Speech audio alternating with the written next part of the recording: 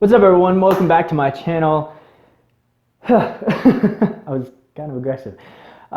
If you're here from Sober Social, I thank you for joining me over here. And if you haven't already seen the video that I posted yesterday, if you're not from Sober Social, go and check that out just briefly, because it's a quick video that'll explain a little bit about where I'm coming from, what I'm trying to do right now in my life, or as far as like the branding goes.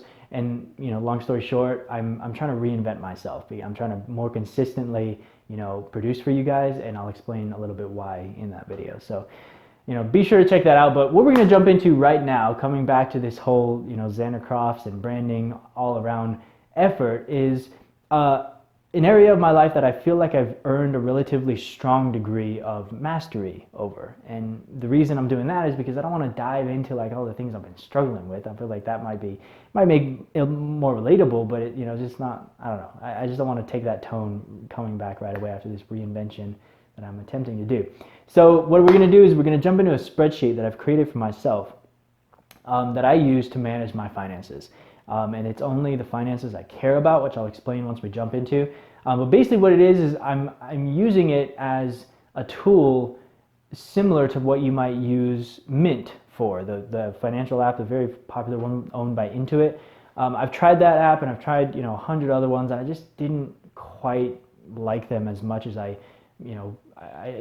whatever reason, they had different problems with them, and I couldn't get used to it. I couldn't like it. So I found an alternative, or I created an alternative, and that's what I'm going to share with you here today. So I'll show you what it looks like, and I'll show you what it does, and then probably in other videos, or maybe another video, I'll show you how to actually create it for yourself, because it might take a little while. It's pretty in-depth, but I'll introduce it to you right now. So let's do it.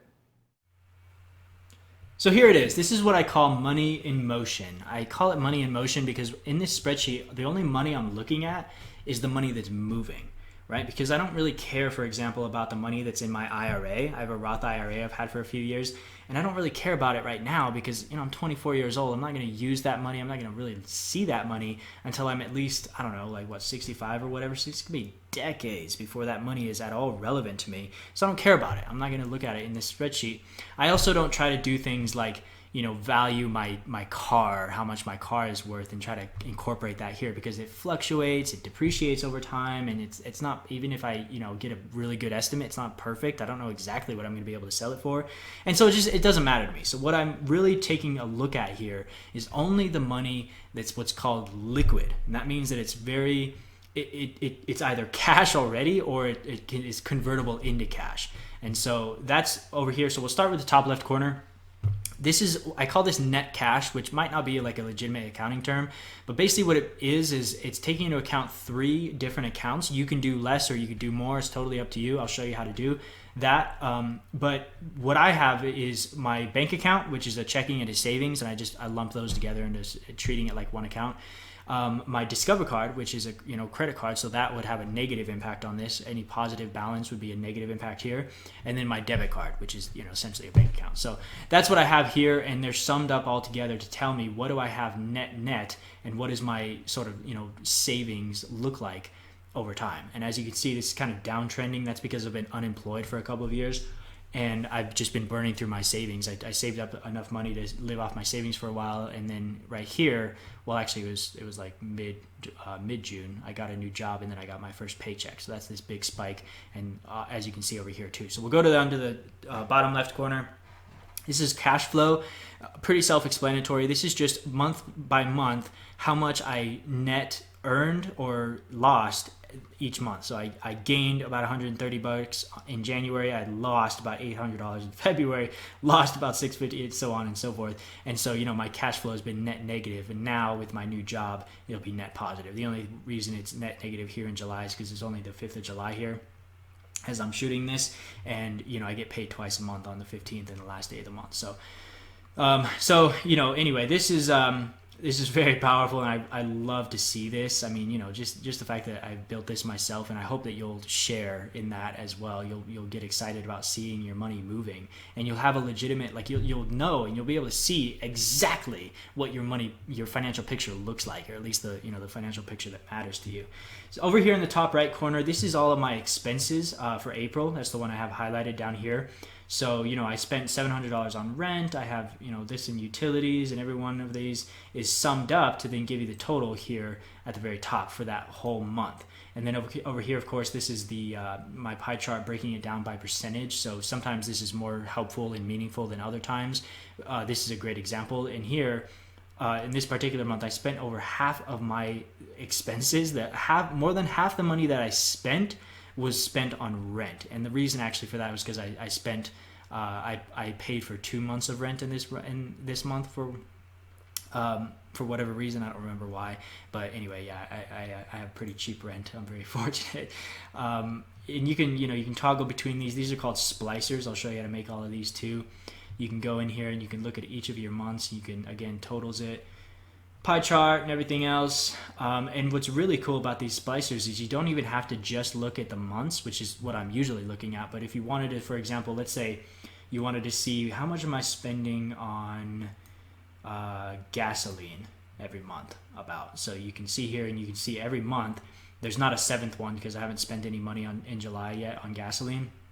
But you can see gasoline, I spent 43 in January, and then 91, and 47, and you can average all of these out. The way you would do that is you just take this total number and divide it by 6, and you can see approximately how much you're spending on whatever category you're looking at per month.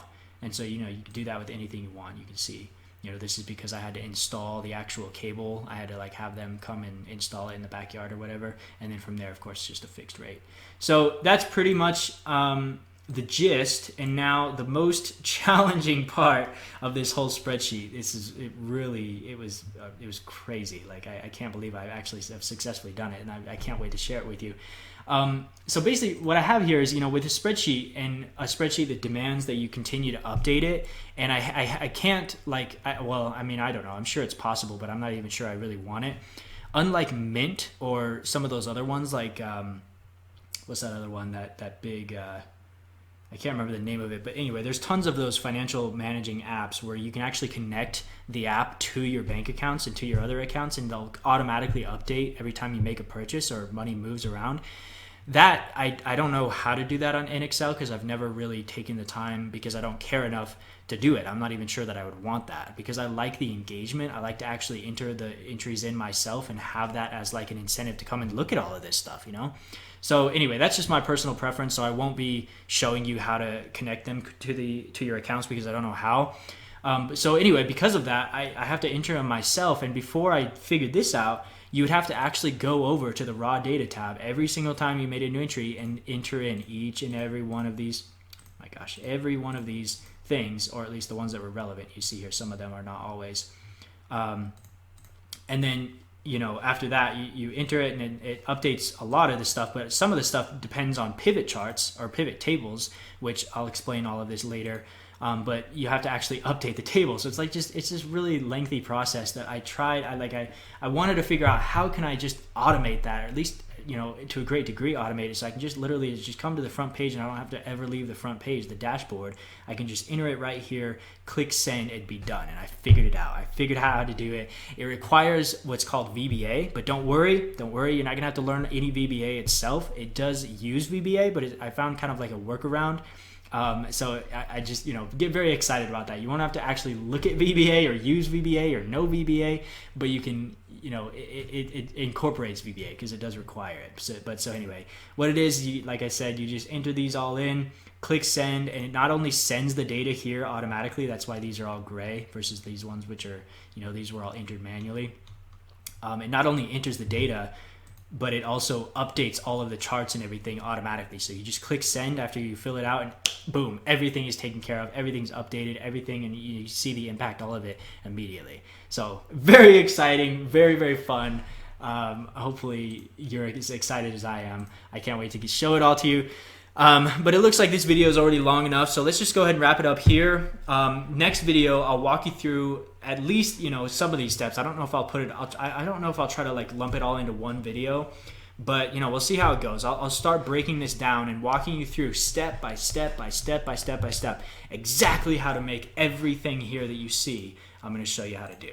So I hope that you're excited. Do me a favor, guys, before you leave me.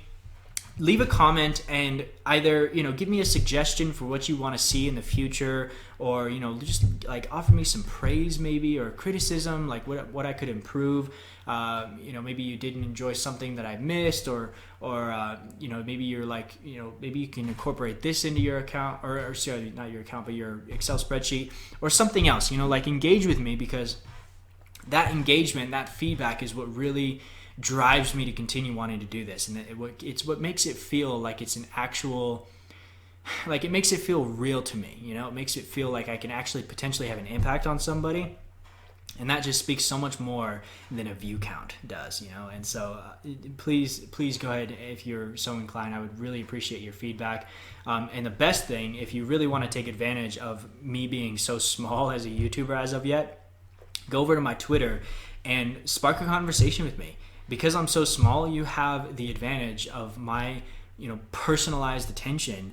And you could, if we strike a chord with one another, you will have such a huge impact on the rest of the direction of the entire channel. So I'm really hoping that you'll take advantage of that. I'm really looking forward to your feedback, and I'll see you guys soon enough. Not next week probably, but I'll see you next video, which should be up in the next couple of weeks. See you guys.